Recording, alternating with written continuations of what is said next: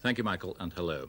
Dennis Nilsen, the man who once called himself the murderer of the century, tonight starts a life sentence for 6 murders in North London. He once boasted he could have killed 500 people had he not been stopped. The judge at the Old Bailey said he should stay in prison for at least 25 years. Nilsen, a 37-year-old civil servant, showed no emotion as sentence was passed. He denied murdering 6 young men between 1980 and 1982. He admitted killing them and maybe 9 more and cutting up their bodies at houses where he lived in Cricklewood and Muswell Hill. But Nilsen claimed it was manslaughter because of diminished responsibility. 8 or even 9 of his victims to this day remain unidentified. Young men with no names, no known addresses, jobless, rootless and friendless. Some were Scots, some were Irish, others were described as vagrants, hippies and skinheads. And as Stephen Chambers now reports, there are many more just like them, alone in London tonight.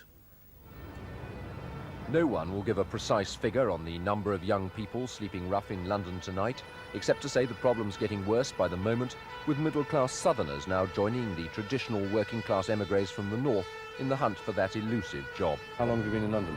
Just over a week. Why on earth did you come down here? There's a sod hole in Liverpool. It's simple. There's no work.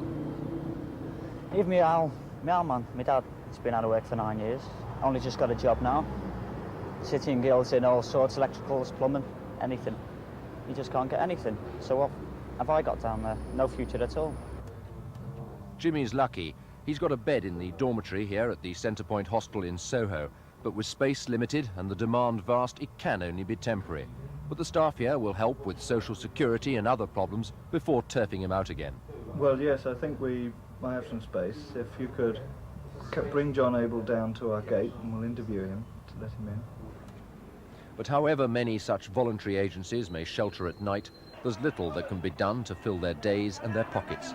With lengthening dole queues and barely enough state cash for even the basic necessities like food, many young drifters find other alternatives.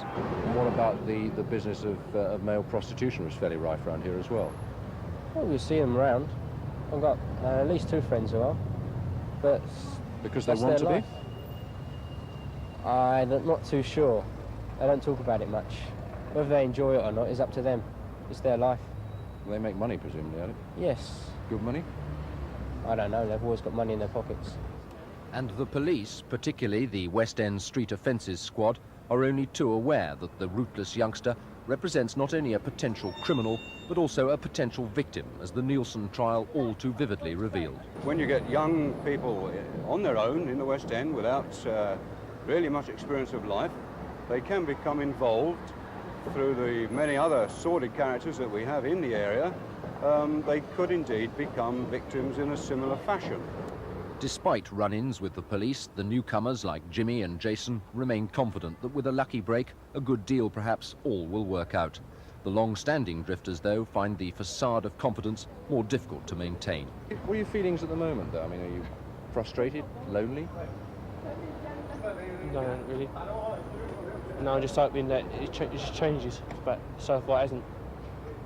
What do you see yourself doing in, say, a year's time? I'm in the bed sitting something and getting a job. Do you think that's really likely? No, not a chance. And with no hope and no money, the temptations come easy. The prospect of a free drink and meal virtually irresistible, no matter the real motives of the person making the offer. This is Stephen Chambers in the West End. A sad story behind the Dennis Nilsen case. It was claimed today that private